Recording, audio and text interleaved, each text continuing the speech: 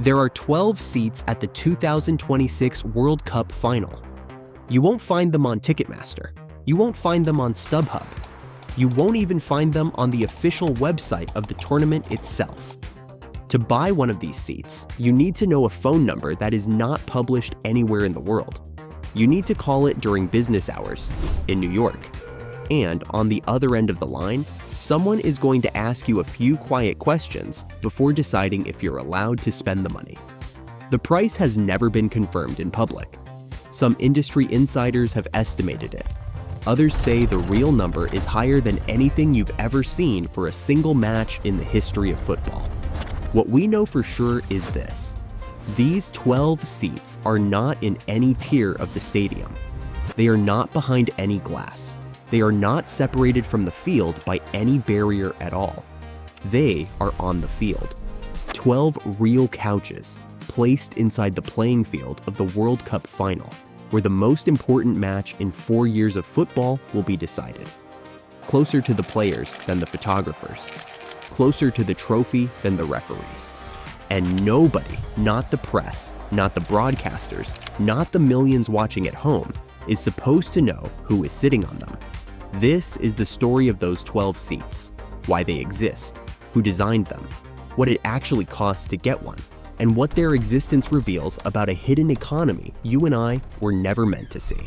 To understand why a phone number can sell a seat that doesn't exist on any website, you have to understand who owns the World Cup.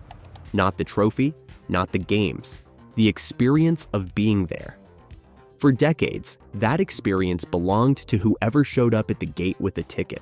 You bought it, you walked in, you found your seat, you watched football.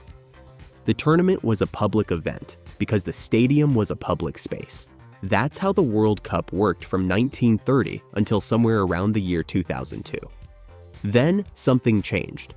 A new kind of company started to appear in the world of major sports.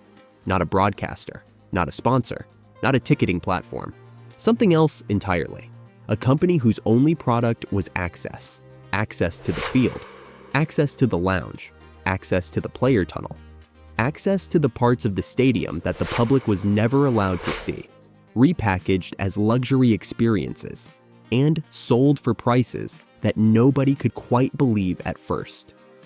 By the time the 2026 World Cup arrived, this kind of company had become so dominant that one single name controlled almost every premium experience available at the tournament.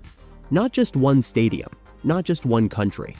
All 16 host cities, across 3 nations, every single match. Their name is On Location, and they are, quite literally, the only company in the world authorized to sell you a seat with a glass of champagne in front of it during the World Cup final. Think about that for a moment. There are 104 matches in this tournament.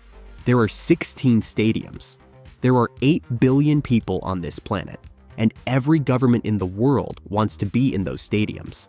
And one company in New York holds the exclusive contract to decide what the inside of the experience looks like. What's served, where you sit, who you meet before kickoff, what's in the welcome bag, what kind of music plays in the lounge, what's printed on the back of the napkin. If you've ever wondered why the World Cup feels different now than it did when your father watched it as a kid, this is part of the answer. The game is the same, the grass is the same, but everything around the game has been quietly turned into a product, and that product has a price list, and the price list has a top shelf that almost nobody in the world is even shown. The man who runs this company is named Paul Kane. In late 2025, he sat down for a long interview about what his team had been preparing for the 2026 final. Most of the conversation was the kind of polished promotional language you would expect from any executive of a major brand. Then, somewhere in the middle, he mentioned something almost in passing. He described almost as a side note that for the New York final, his team had designed something that, in his own words, had never been done before in the history of the tournament. 12 couches. Real couches. Inside the playing field. Not in the front row. Not behind the goal line. On the pitch itself. So close to the action that if a player were chasing a loose ball into the corner, he would have to swerve around them, so close that anyone sitting there could hear the trash talk between defenders. So close that they would, if the wind were right, feel the sweat of the most expensive athletes in the world land on their cufflinks. And here is where the story stops behaving like a normal story. Because the moment Paul Kane said the word couches, everyone in the industry expected the next sentence to be a price. That's how this works. New product, new experience, new top shelf. The next thing you say is the number. He didn't say the number. He didn't say it then. He hasn't said it since. The official catalogs do not list it. The website does not list it. The hospitality brochure does not list it. As of the day this video was finalized, no journalist on the planet has reported a confirmed price for one of these 12 couches at the 2026 World Cup final. And yet, they are being sold. Because if you know the right phone number in the right office in Midtown Manhattan, you can call during business hours and someone will pick up. They will not give you a price right away. They will not even confirm the product exists. What they will do is ask you a few questions. Polite questions, friendly questions. The kind of questions a private banker asks when you walk in for the first time. And depending on your answers, the conversation either continues or it doesn't. Most conversations don't continue, but for the conversations that do, a private document is sent to the email address you provide. A short PDF, no logos on the cover, no FIFA branding, no stadium imagery, just a single page describing what is included, what is not included, and where to wire the funds. Industry sources have placed the figure inside this PDF in the high six figures, with some hospitality brokers privately suggesting that for a group purchase of all 12 couches, the negotiation has crossed into seven figures more than once. That is the world we are about to walk you through. The world where the most expensive seat in football doesn't have a price tag, doesn't have a website, doesn't have a checkout button, and doesn't appear in any of the headlines you've been reading about ticket prices for this World Cup. It exists in a parallel economy that was deliberately designed to stay quiet, because the people buying these seats do not want to be on the camera that will broadcast the final to 6 billion viewers. But before we walk into that lounge, before we open that PDF, before we hear what the welcome dinner actually looks like, we need to back up and look at something stranger first. We need to look at the price tag that the public can see, the one that is published, the one that is on the website, the one that On Location does sell openly to anyone with a credit card. Because that price alone tells a story about what the World Cup has quietly become. That number is $73,200. And we're going to break it down, line by line, until you understand exactly what every single dollar of it is buying. The Pitchside Lounge package, sold openly through On Location, costs $73,200 per person. It is the most expensive hospitality experience that the company is willing to advertise on its public website. And to most people, that number on its own sounds insane.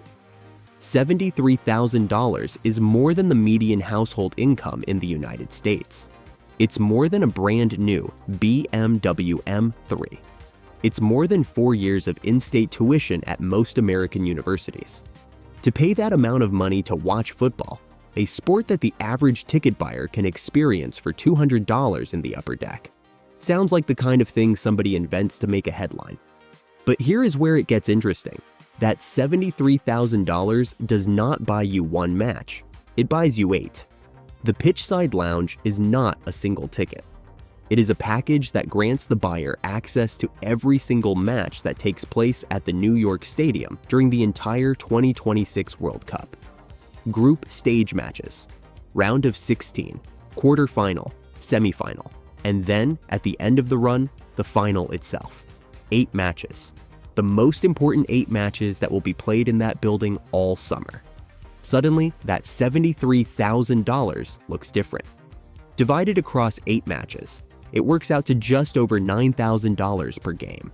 And for the final alone, where Category 1 resale tickets on third-party platforms have already crossed $16,000 on average, the math actually starts to lean in the buyer's favor.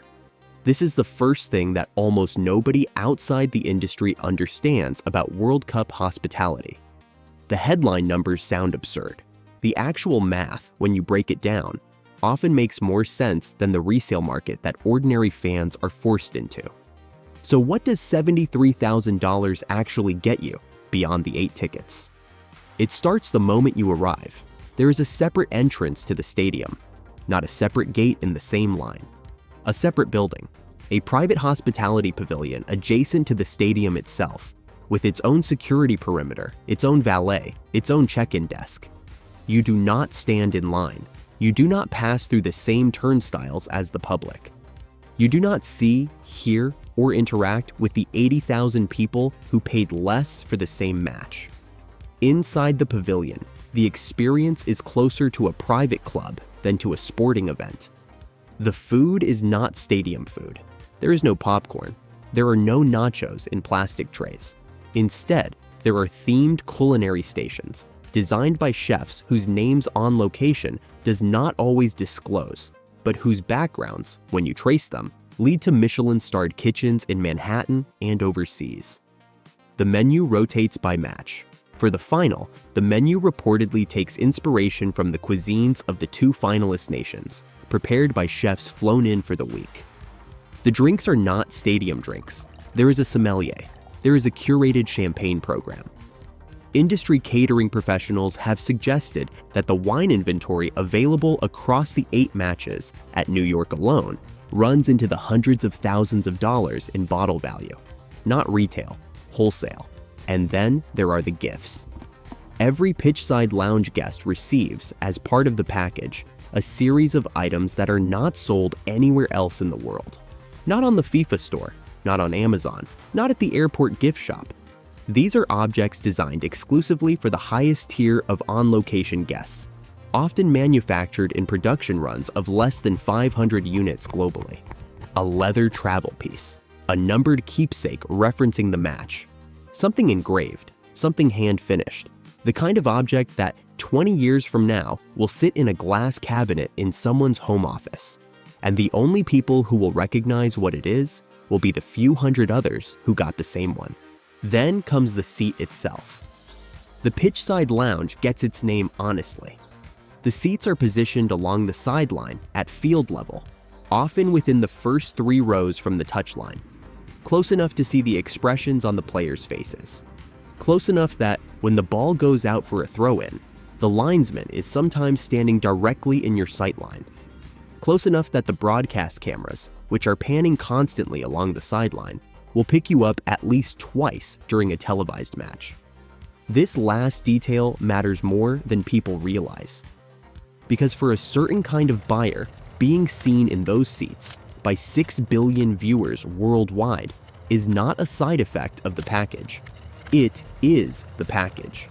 There are people in this world who do not measure their wealth in dollars. They measure it in the angle of the camera that catches them.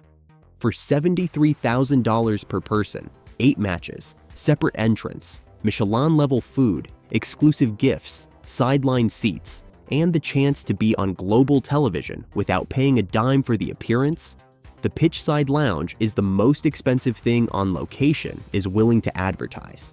And it is not even close to the most expensive thing they sell. Because remember, this is the price that exists on the website. This is the price you can see with a credit card and a Wi-Fi connection. This is the entry level of the part of the menu that gets shown to the public.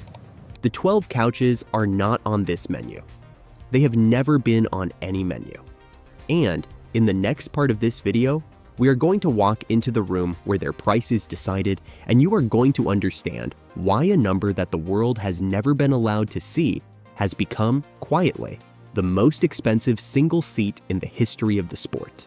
There is a building in Midtown Manhattan, on a quiet block between 2 of the most expensive avenues in the world, where the prices for products like the 12 couches are negotiated. From the street, it looks like any other office. There is no sign for On Location at the entrance. There is no logo on the lobby directory. There is no indication anywhere on the outside of the building that the most exclusive seats at the World Cup final are being priced inside. This is not an accident. It is a feature. The hospitality industry calls these locations quiet rooms. They exist in every major luxury sector. Private banking has them. Yacht brokers have them. Auction houses have them. The principle is always the same. When the product you are selling is so expensive that the price itself becomes a story, you do not sell it in a place where the price can be photographed. You sell it in a place where the conversation can be controlled, recorded only by the parties involved, and remembered only by people with a financial reason to forget. If you happen to be one of the very small number of buyers who are invited into one of these rooms, the experience is engineered to feel like the opposite of a sale. There is no brochure waiting on the table. There is no projector. There is, in most cases, not even a printed agenda. What there is instead is a person, usually one, sometimes two. They will know your name. They will know what you do. They will, depending on how much research has been done in advance, know which charities you have given to, which previous mega events you have attended, and which other private experiences in the calendar year you have already paid for. This research is not paranoid, it is professional. The hospitality industry has matured over the last decade into a vertical that operates with the same rigor as private wealth management. The people running these conversations have read about you before you walked in, and they have done it for one reason: to make sure that when the price is finally said out loud, it lands in your ear at exactly the temperature you were expecting. The conversation about the 12 couches at the World Cup final has been happening in rooms like this one since at least early 2024. By the time the design of the couches themselves was finalized, somewhere in the second half of 2025, the buyers had already been identified. Not contacted yet, identified. A short internal list kept on a single device of the kind of person who has the means and the appetite to spend in the high six figures or higher on a single afternoon of football. Heads of family offices, owners of professional sports franchises in other leagues, a handful of hereditary collectors of luxury experiences, a small number of public figures whose attendance on broadcast television would itself become part of the spectacle. Once the list was finalized, the calls began. What happens during one of those calls is something that almost nobody outside the industry has heard described. There is no script that gets read. There is no urgency manufactured. The caller is not trying to close. They are trying to gauge. The first conversation is almost always conversational. Pleasantries, a reference to a mutual acquaintance, a polite mention that the company has, for the upcoming final, a small inventory of an experience that has never existed before in the history of the tournament. The caller will rarely use the word price during this first call. The price comes later, sometimes in a follow-up email, sometimes in a second meeting, sometimes only after a non-disclosure agreement has been signed. This is the part that is almost philosophical, because at the level of luxury we are talking about, the product being sold is not actually a couch. It is not actually a seat. It is not even really a view of the World Cup final. The product being sold is the right to say yes to something that the rest of the world will never be offered. That is the line. That is what the $73,000 package, for all its champagne and Michelin chefs and exclusive gifts, cannot deliver. The Pitchside Lounge is exclusive in price. The 12 couches are exclusive in invitation. And in the world we are about to enter, those are not the same thing. Because the next question almost everyone asks, once they understand that these couches exist, is the obvious one. Who is actually going to be sitting on them? Whose names are on that internal list? And what kind of person in 2026 can pick up a phone, hear a price in the high six figures, and say yes without flinching? That is where this story turns from a story about money into a story about people. And it is where, in a moment, we're going to start naming the kinds of buyers who are quietly being walked through the doors of that midtown office, one at a time. The list is short. Industry estimates place the number of individuals worldwide who have both the resources and the appetite for an experience like this at fewer than 2,000 people, spread across every continent, every industry, every passport. Out of that small global pool, the buyers being approached for the 12 couches at the New York Final fall into 4 very specific categories. The first category is the family office principal, not the family, the principal, the single individual at the top of a multi-generational fortune that has been managed quietly by lawyers and bankers for decades. These are not the names you read about on Forbes covers. These are the names underneath those names. The grandsons and great-granddaughters of industrial fortunes from Europe, the Gulf, Southeast Asia, and Latin America. People who were born into discretion, raised in it, and trained from childhood to understand that the most valuable currency at this level of wealth is not money, it is privacy. The second category is the operating billionaire. Tech founders, hedge fund principals, owners of franchises in other major sports leagues, NFL owners, NBA owners, Premier League owners, Formula One team owners. People for whom attending the World Cup final is not a vacation, it is a business meeting. The other 11 couches at that final represent 11 other principals of comparable scale, and the conversations that happen between matches, in the lounge, over the catering, are conversations that move billions of dollars in subsequent quarters. The third category is the hereditary collector. This is the buyer who treats luxury experiences the way a museum treats acquisitions. They have been to every Olympic opening ceremony since Athens.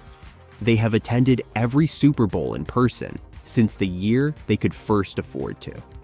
They were at the last 3 Wimbledon men's finals, the last 4 Met Galas, and they own at least 1 wine cellar valued in the 8 figures. For these buyers, the World Cup final couch is not an indulgence. It is a line item in a lifelong project of having been there. The fourth category is the soft power buyer. Individuals connected to governments, royal families, foreign ministers attending in their personal capacity, cultural ambassadors whose physical presence at a global broadcast moment is itself a diplomatic gesture. For this category, the 7-figure price is not paid out of personal funds. It is paid out of budgets that do not appear in any annual report. And the appearance on broadcast television, sitting on a couch inside the most watched football match of the decade, is the deliverable. What unites all 4 categories is this: not one of them in the entire purchasing process will ever ask the price first. Price is not how this market negotiates. Access is. The first question every one of them asks when the call comes in is the same: who else is going to be there? Because at this level, the value of the experience is not measured in what you paid. It is measured in who else paid the same to be in the room. And that is the quiet rule that almost nobody outside this world understands. The 12 couches at the World Cup final are not 12 products. They are one product sold 12 times. And the value of each one depends entirely on the 11 others. Which means that in the room where this is being negotiated, the most important conversation is not about money. It is about composition. In every other industry on earth, the seller picks the price and the buyer decides whether to pay it. At the very top of the luxury experience market, that equation reverses. The buyer is willing to pay almost any price. What the seller has to decide instead is who deserves the chance to pay it. This is called curation. And in the world of 7-figure hospitality, curation is the entire job. When the planning for the 12 couches began, the conversation inside On Location was not primarily about how much each seat would cost. The cost was a relatively easy calculation. The harder question, The question that took months of internal discussion was about adjacency. Who is sitting next to whom? Which two principals from competing industries cannot share a couch? Which family office heir has a personal history with which foreign minister? Which tech founder is in active litigation with which sports franchise owner? Which two royal cousins from neighboring kingdoms have not spoken in 15 years? These details matter because for the people sitting in those couches, the 4 hours of the World Cup final are not just 4 hours of football. They are 4 hours of forced proximity to 11 other individuals at the same altitude of wealth and influence. And that proximity, depending on the composition, can either be the most valuable afternoon of the year or a quiet diplomatic incident broadcast to 6 billion viewers. The buyers know this. The sellers know this. And so, in the rooms where these conversations are happening, the question being negotiated is rarely about the seat. It is about the seating chart. Some couches are kept open until the last possible moment. Not because the inventory is unsold. The inventory is sold months in advance. They are kept open in case the composition needs to be adjusted at the 11th hour. A late addition, a strategic substitution, a personal request from one principal asking that another, for reasons that may never be written down, be discreetly placed at the opposite end of the field rather than directly beside them. This kind of last-minute curation is invisible to the public. It does not appear in any catalog. It is not described in any press release. It happens in private messages, late-night phone calls, and email chains that get deleted within 48 hours of the match. And by the time the broadcast cameras pan across the field on the day of the final, every single one of those 12 couches has been arranged, rearranged, and arranged again, with the same care that a state dinner host applies to a head table. What makes the World Cup final different from a state dinner is the audience. A state dinner has 30 witnesses in a room. The World Cup final has 6 billion. Every adjacency on that field will be photographed, filmed, archived, dissected by gossip columnists for weeks afterward, and turned into proof of alliances or rivalries that the rest of the world had no idea existed. That is the part that nobody is saying out loud. The 12 couches are not a product, they are a stage, and the buyers are not paying for the seat. They are paying for the photograph that the seat will produce. A photograph that will appear by Monday morning in every business newspaper on the planet. Not as a story about football, as a story about who, in 2026, mattered enough to be there. To understand how the World Cup final ended up with 12 couches inside the playing field, you have to go back 32 years. Because the path from a folding chair in 1994 to a leather couch in 2026 was not a single decision. It was a slow, deliberate redesign of what football is supposed to be, executed in stages that almost nobody outside the industry was paying attention to. In 1994, when the United States hosted its first World Cup, the most expensive seat at the final was inside the executive level of the Rose Bowl in Pasadena. It cost, depending on the package, somewhere between $400 and $1,000.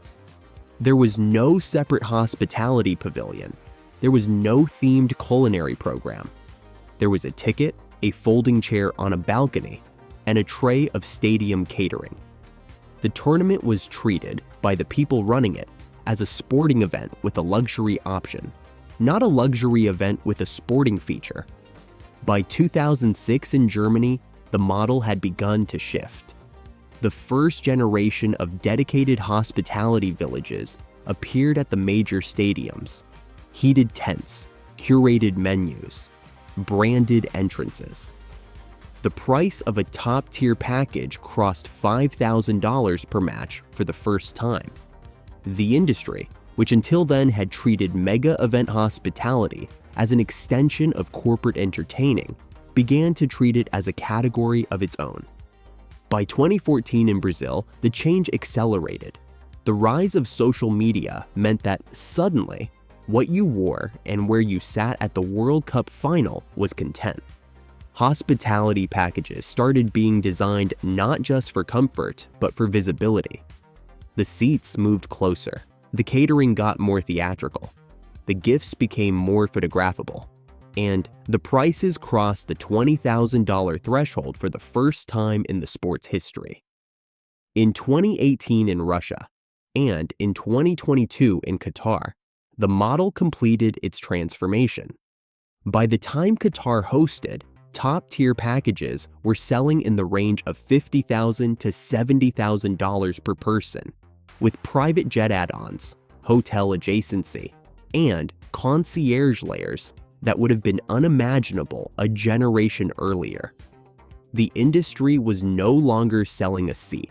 It was selling, openly, a curated few days of being inside one of the most photographed events on Earth.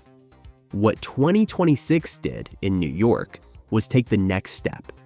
And that step was small in distance, but enormous in symbolism. The seat moved out of the stadium tier entirely. It moved past the front row. It moved past the touchline. It moved into the field of play itself. The couch on the pitch is not, in commercial terms, a new product. It is the logical conclusion of a 32-year migration that started in a folding chair in Pasadena and walked season by season, decade by decade, until there was nowhere closer to the action that a paying customer could physically be. This is the part of the story that gets missed when people react to the price. Because the price is not the strange part. The price is just inflation, plus exclusivity, plus the natural mathematics of 3 decades of incremental access creep. The strange part is the location. The fact that a paying spectator in 2026 will be sitting on the same surface that a player is competing on. That a billionaire in a tailored suit will be 6 meters from a midfielder making a sliding tackle. That the wealthiest 12 people in the building will be inside the rectangle of grass that the entire match is being played within.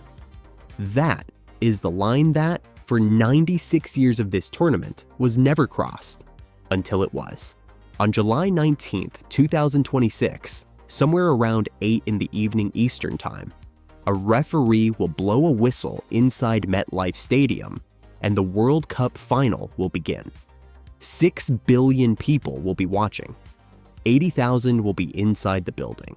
22 players will be on the field. And inside that field, on 12 leather couches, arranged in positions that have been negotiated for months, 12 individuals will be sitting in a way that no paying spectator has ever sat at a World Cup final before. Closer to the trophy than the photographers. Closer to the action than the assistant referees. Inside the rectangle of grass that the rest of the world is paying, in some way, to watch from a distance, the cameras will find them. Not by accident. The broadcast directors have already been briefed on where they are. There will be cutaway shots between the goals, between the substitutions, between the breaks in play. Every cutaway will become a photograph. Every photograph will be turned, by Monday morning, into a story about who, in 2026, was important enough to be there. And the rest of us, the rest of the 8 billion of us, will be looking at a version of the World Cup final that almost no one in our position has ever been allowed to see. Not on television, not in the newspaper, not in the official archives of the tournament. We will be looking, for the first time, at the moment when football's most public event quietly produced its most private room. This is what the $73,000 Pitchside Lounge cannot deliver. It is what no resale ticket, no premium package, no corporate suite, no executive level of any stadium has ever been able to deliver. It is the experience of being inside the broadcast itself, of becoming, for 90 minutes plus stoppage time, part of the picture that the entire planet has agreed to look at. The price for that is not on any website. It was never going to be. And by the time you and I are reading the headlines on the morning of July 20th, the people who paid it will already have moved on. To the next event, to the next room, to the next quiet office in another midtown of another city, where another product that the rest of the world will never see is being curated, one buyer at a time. That is the world the 12 couches belong to, and the 12 couches are only the beginning of it. In the next video on this channel, we are going to walk into a different room in that same world, a room above the city, not on the field. We are going to look at the helicopter network that, on the day of the final, will move people from private airfields in 3 different states directly to the rooftop landing pads of Midtown Manhattan in journeys that will take 4 minutes and cost more per minute than most working people earn in a week. Until then, if this is the kind of story you want to keep seeing on this channel, the most useful thing you can do is subscribe. Not because we need the number, because the algorithm needs to know that this kind of story has an audience. The more of you we have watching, the more rooms we can walk you into, and the more of this hidden economy we can document together. We will see you on the helicopter.